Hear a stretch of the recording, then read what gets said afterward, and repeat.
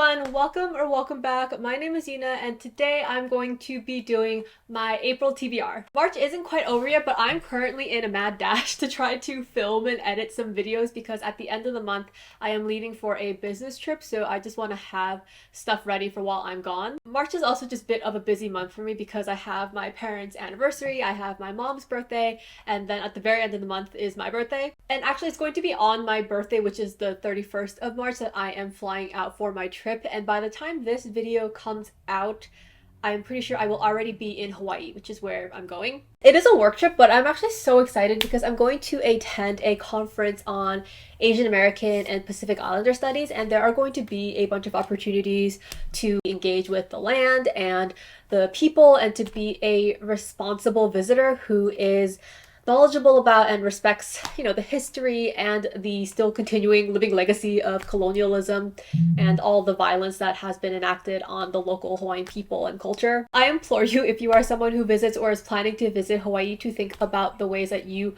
are being a caring visitor to the land and to the people who steward the land. After the conference is over, I'm going to be hopping over to California to visit a friend before I come back home. I do plan to bring several books on that trip, and I'm hopefully going to be vlogging, so look out for that. Right now I have no idea how often I plan to do reading vlogs. They're a lot of fun, but it is a lot of work. I think for the romantasy vlog I had about 6 hours of raw footage to edit down, so it's just a lot of editing, but I had a lot of fun with it. So if people like them, I am happy to try to do them every month or maybe every other month. I know I'm rambling and I have to get to the actual TBR, but I have to say one more thing about this business trip. It's gonna be really funny because listen, I am an economy flights only type of guy. I don't even treat myself to economy plus, but because this is a work trip and because of the length of the flights, my job is covering for business or first class flights, and I'm just not gonna know how to act. Just gonna be me and my wrinkly ass tie-dye animal t-shirt sitting in first class munching on peanuts. Okay, let's get to the TBR. That was a stupidly long intro for no reason. For next month, I have 14 books on my TBR, which sounds crazy, but a bunch of them are graphic novels, so I feel like I should be able to get through all of them. The first book that I'm hoping to get to next month is going to be a reread of an old favorite, and that is Pachinko by Min-Jin Lee. I talked about this book in my old favorites I want to reread video, and I'll link that somewhere up in the card. I first read this book maybe 5 or 7 years ago, and at this point I really don't remember much about any details or what actually happens in the book, so it's gonna basically be a first time read for me, which I'm very excited about. Towards the end of last year, I saw this book make its rounds on social media and people were raving about it, so it gives me a good feeling that even on a reread I'm really going to enjoy it because it seems to still have held up. This book is a multi-generational story that follows a Korean girl named Sunja who ends up emigrating to Japan from Korea with a new husband, and the book follows multiple generations of her family from there as they mostly reside in Japan. Again, I don't remember too much about specifics, but I know the book is about family and sacrifice and love and how brutally relentless life is. And much like the game of Pachinko, it is also about how chance plays such a big role in how you experience life. So yes, that is Pachinko and can't wait to reread it. The next book I hope to get to is one that I talked about in my used books haul video, which again, I will link. That is Bat Eater and Other Names for Cora Zhang by Kylie Lee Baker. There is an added layer of excitement to reading this book finally because I am going to be attending BookCon next month, and I managed very luckily to get a spot on the horror books panel that Kylie Lee Baker is going to be a part of, so it'll be really cool to listen to her talk about the genre and her writing, having actually read the book. This is a book set during peak COVID pandemic years and looks at some of the racism faced by East Asians during that time. I'm not entirely sure what the horror elements of this book are. I don't know if it's supernatural or body horror or more of a psychological thriller, but either way, I'm very excited to be able to time reading this book with getting to meet and listen to Kylie Lee Baker talk, so this one I will definitely get to. Some of these other books I don't know. My TBRs are always more of a gentle suggestion of what I'm hoping to get to, but this one I'm going to try to prioritize. Another horror read that I'm going to tackle next month is The Reformatory by Tananarive Due. I talked about Tananarive Due in one of my favorite Black authors videos, which again, I will link in the card above. This is another book that I'm really going to prioritize for next month, and I definitely want to try to read it before book con because once again, I got very lucky and managed to nab a spot for a author signing with Tananarive Due. So it would be really cool to be able to meet her and get this book signed, having read it, so I could tell her how much I love it. I'm pretty sure that this is a book that's going to hurt my feelings. It is about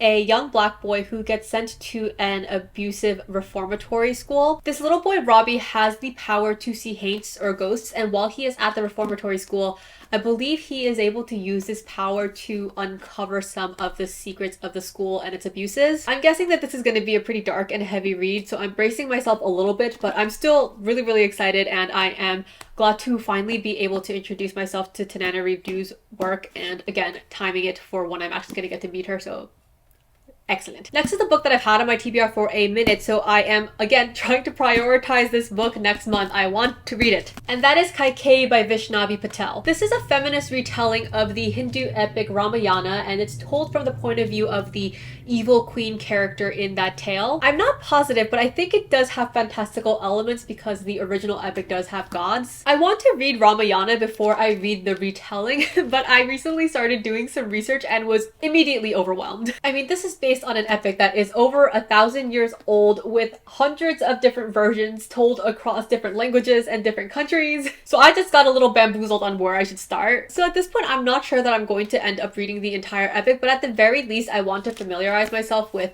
the original story and the original characters so that when I read the retelling, I can see what the author has done with it. I don't feel like I hear about this book a whole lot, but what I do hear seems positive, so yeah, I am looking forward to this. Another book I haven't heard about a whole lot, but I think has the potential to be a 5-star read for me is The Bone People by Carrie Hulme. I don't know if it's Hulme or Holm, I'm so sorry. This is a book that was written in 1984 by an Indigenous writer from New Zealand. The main characters are 3 outcasts of mixed Maori descent, and I don't really know a whole lot about the plot, but from what I have gathered, it's going to be part mystery, part romance, part psychological thriller, and it deals with things like cultural identity, and I think it's supposed to incorporate aspects of Maori mythology, which I'm super excited about. Winner of both a Booker Prize and Pegasus Prize for Literature, The Bone People is a work of unfettered wordplay and mesmerizing emotional complexity. I don't think I've ever read a book that features Maori main characters, so I'm happy to rectify that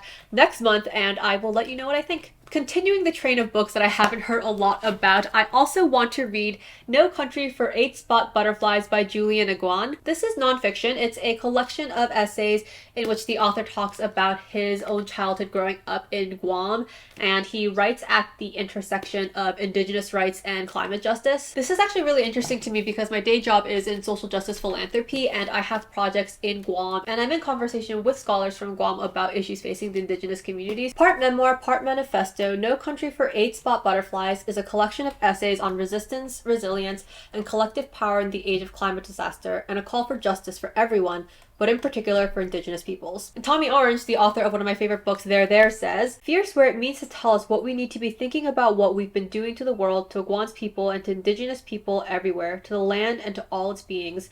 Julian Aguan with this small book emerges already a giant." I'm going to talk about the next 3 books together because these are the 3 books that I'm hoping to take to Hawaii and California as part of my reading vlog. If all goes well, this is going to be start of a reading series on my channel that I want to do in which I pick up books based solely on their cover without looking into anything about the plot or the premise. The plan is that when I come across a book that has a cover that I think is just stunning, gorgeous, beautiful, and really speaks to me, I'm gonna do a cursory search of the author just to make sure they're not a trash human, and I will collect them, and once I have maybe 2 or 3 books, I will do a reading vlog, or I will just do some sort of review. I'm not sure how I'm going to structure it yet, but to kick off the series with the reading vlog, I have The 7 Moons of Maali Almeida by Shahan Karunatilaka, Cursed Daughters by Oyinkan Braithwaite, and The Hounding by Shinobi Purvis. Look at these covers, aren't they beautiful? So again, these are all books that I don't know anything about. I just saw the covers and was like, yes, beautiful, stunning. Cursed Daughters, I'm assuming has daughters. The Hounding, I have no idea what it's about. Maybe there are dogs. This I know has something to do with Sri Lanka, but beyond that, I have no idea. If you're interested in any or all of these books, then definitely look out for the reading vlog because, again, I can't tell you much about them now, but I will share my thoughts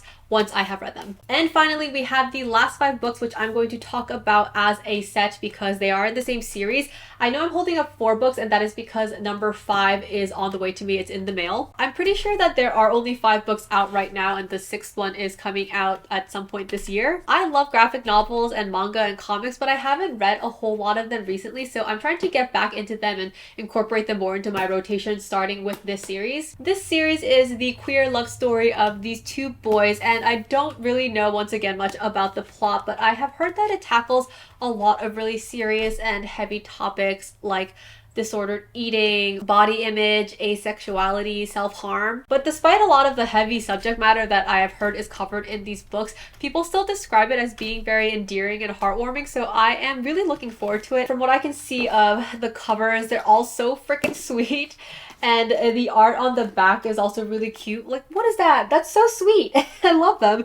So I'm really excited to get to these. And once the 5th book is here, I will definitely tackle the series and hopefully also pick up number 6 if I like it. So those are all 14 books that I am going to try to read next month. I feel like this could be a really good reading month. I think I have a good spread of books. You know, I have historical fiction, I have horror, I have literary fiction, I have graphic novels. If you have any books that you're really looking forward to getting to next month, let me know what they are in the comments. And if you've read any of these books or are planning to read any of these books, also definitely let me know. As always, thank you for being here. I really appreciate every single one of you that leaves a comment or a like or have subscribed. I honestly didn't know what to expect when I started this channel, and the response has been so kind, so I really genuinely appreciate all of you. So thank you again, happy reading, and I will see you in the next one. Bye.